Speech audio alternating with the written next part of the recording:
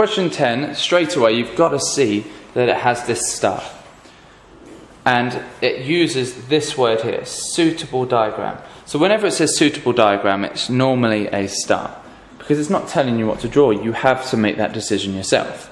So this is all about car sales, and we've got two people selling cars and their results of how many cars they sold in these different months.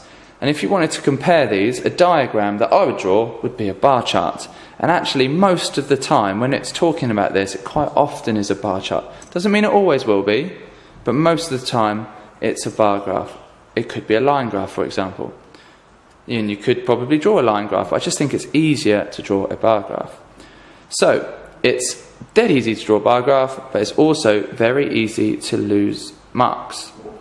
First thing you need to have is you need to decide on your scales. I'll just zoom out so you can see what I've done.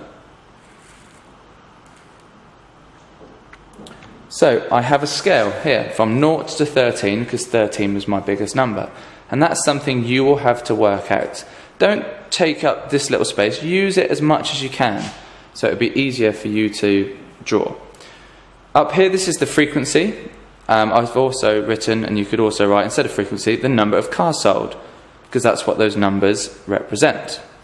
Now, a bar graph, the bars have to be exactly the same widths. You can't make January 10 squares along and February 5. You'll lose a mark straight away. You've also got to make sure that the gaps between your bars here are exactly the same length. One more thing, if it's January and there's comparing two people, you're not allowed gaps between the people.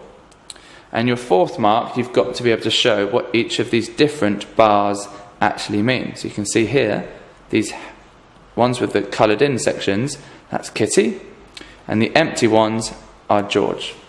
Please don't spend time shading them in, just do it quickly like I have, because you haven't got time to waste.